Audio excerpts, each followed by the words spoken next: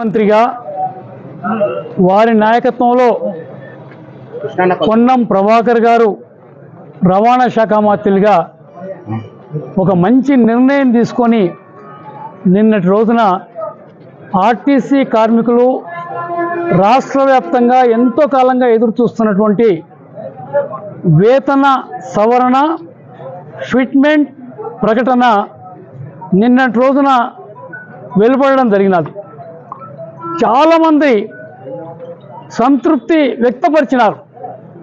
ఆలస్యమైన 3 నెలలు ప్రభుత్వం వచ్చి అధికారంలోకి ఆలస్యమైన మాకు తృప్తి కలిగించేటువంటి ఫిట్మెంట్ ఇచ్చినటువంటి భావన ఆర్టీసీ కార్మికులు అందరి ముఖాల్లో చూస్తున్నాం ఈరోజు అనేటువంటి మాట నేను మనవి చేస్తున్నాను. గతంలో ఎప్పుడో 14% ఫిట్మెంట్ ఎప్పుడో ఇచ్చినారని 2017లో 2018 ఎన్నికల కన్నా ముందు గతంలో ఉండే టీఆర్ఎస్ ప్రభుత్వం, దాని తర్వాత ఈరోజు 21% ఫిట్మెంట్ మనకు రావడం జరిగింది.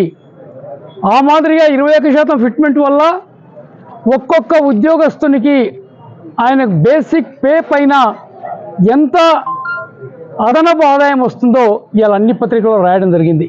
5,000 నుంచి దాదాపుగా 15,000 వరకు ఒక్కొక్క ఉద్యోగికి వస్తుందనేటువంటి మాట మనం వినడం జరిగినది. అందుకనే ఈరోజు ఆర్టీసీ నష్టాల్లో ఉందని మనం బాగా విన్నాం గత ప్రభుత్వంలో. ఎందుకంటే ప్రభుత్వం రాయితీ పథకాలు ప్రకటిస్తూ పోతుంది, డబ్బు మాత్రం ఆర్టీసీ సంస్థకు జమ కట్టడం లేదు. కానీ ముఖ్యమంత్రి గారు మనం రాయితీ ఇవ్వదలుచుకున్నాం, మా అక్కచెల్లెళ్ళు బస్సులలో తిరగాల్సినటువంటి అవసరం వాళ్ళకు కల్పిస్తూ ఉన్నాం, వాళ్ళకు ఆ ఉచిత ప్రయాణం అందరికీ ఇవ్వాలనేటువంటి మాట వారు నిర్ణయం తీసుకోవడం వల్ల ఈరోజు 24 కోట్ల మంది, మన తెలంగాణ జనాభా 4 కోట్లు కూడా పూర్తిగా లేదు, 24 కోట్ల మంది ఇవాళ జీరో టికెట్లు మీరే అవన్నీ కట్ చేసి ఆ మహిళల పేరుతో నమోదు చేయడం జరిగినది. అంటే ఒక్కొక్క మహిళ అంటే 4 కోట్లలో మనం కనుక ఆడవాళ్ళ జనాభా చూస్తే 2 కోట్లే ఉంటుంది. 2 కోట్లలో ఒకరొక్కరు అందరూ తిరగరు, అయినా కూడా అందరూ తిరిగినారే అనుకుందాం, 12 పర్యాయాలు ఒక్కొక్క మహిళ వాళ్ళు ఆ మాదిరిగా ప్రయాణం చేస్తేనే మనకు 24 కోట్ల జీరో టికెట్లు ఈరోజు మనకు లెక్క చూపిస్తూ ఉన్నారనే మాట కూడా మీతో మనం చేస్తున్నాను. మీరు అనుకోవచ్చు ఈ 24 కోట్ల జీరో టికెట్లు మేము మహిళలకు ఇచ్చినాము, ప్రయాణం చేసినారు, మన ఆక్యుపెన్సీ రేటు కూడా ఈరోజు గతంలో 50% కూడా ఉండేది కాదనేటువంటి ఆక్యుపెన్సీ రేటు ఇవాళ 101%, 105%, 110% వరకు కూడా నిలబడిపోతూ ఉన్నారు. అంత సంతోషంతో పోతూ ఉన్నారు. ఆక్యుపెన్సీ రేటు కూడా పెరిగింది. అందుకనే ఆర్టీసీ ఆదాయం మెరుగుపడడానికి ఇది ఒక గొప్ప ఆలోచన అని కూడా మనం అనుకోవాలి. ఎందుకంటే మహిళలకు ఉచిత ప్రయాణం ఇస్తూ ఆ డబ్బు రాష్ట్ర ప్రభుత్వం మీకు తిరిగి కడుతుంది, ప్రతి నెల కడుతుంది. ఇది మీరు లెక్కలు చూసుకోండి. నాకు తెలిసినంత వరకు ప్రతి నెల 300 కోట్లు కడుతున్నాం అనేటువంటి మాట నేను విన్నాను. 300 కోట్లు ఒక్కొక్క నెలకు. ఈ 3 నెలలలో దాదాపు 900 కోట్లు ఆర్టీసీకి అదనపు ఆదాయం ఇవ్వడం జరిగింది రాష్ట్ర ప్రభుత్వం అనేటువంటి మాట కూడా నేను సవినిగా మనం చేస్తున్నాను. చేస్తున్న సేవ చాలా గొప్పది, నేను ఎవరం కూడా కాదనం.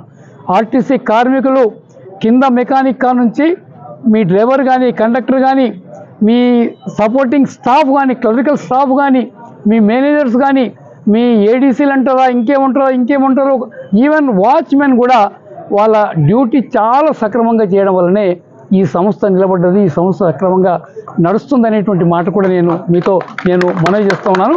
తప్పకుండా ఏదైతే కాంగ్రెస్ పార్టీ ఎన్నికల కన్నా ముందు మీకు వాగ్దానం చేసిందో, ఎట్లయితే ఆంధ్రాలో ఆర్టీసీని ప్రభుత్వంలో విలీనం చేసినారో, ప్రభుత్వ ఉద్యోగులుగా గుర్తించినారో, కాంగ్రెస్ పార్టీ కూడా మేనిఫెస్టోలో పెట్టింది. మేనిఫెస్టోలో కమిటీ మెంబర్గా నేను కూడా ఉన్నాను.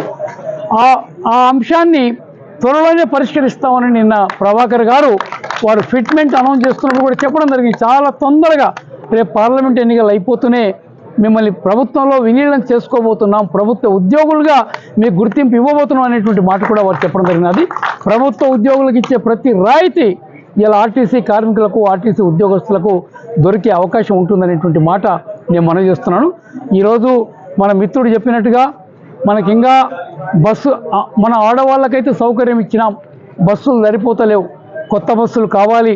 నేను ప్రభాకర్ గారి స్టేట్మెంట్ ఎక్కడో చదివా, 1400 కొత్త బస్సులు కొంటున్నాం అనేటువంటి ప్రకటన నేను చూశా. ప్రభుత్వం చాలా చక్కటి నిర్ణయాలు తీసుకుంటుంది. మీరు చెప్పండి, రేవంత్ రెడ్డి గారు గతంలో మంత్రిగా పనిచేయకపోయినా నేరుగా ముఖ్యమంత్రి అయినా పరిపాలనలో ఈయన తీసుకున్న ఈ నిర్ణయం తప్పు అనడానికి ఎవరు కూడా ఈరోజు అలాంటి పరిస్థితి కల్పించలేదు. ప్రతి నిర్ణయం కూడా చక్కగా తీసుకుంటున్నారు. మంచి మంచి అధికారులను వెతికి వాళ్ళను పైరవీ లేకుండా తీసుకొచ్చి సముచిత స్థానంలో కూర్చోబెట్టి ప్రభుత్వ యంత్రాంగాన్ని చక్కగా నడిపేటువంటి ప్రయత్నం ఈరోజు ప్రభుత్వంలో జరుగుతూ ఉంది అనేటువంటి మాట కూడా నేను సవినీగా మనవి చేస్తున్నాను.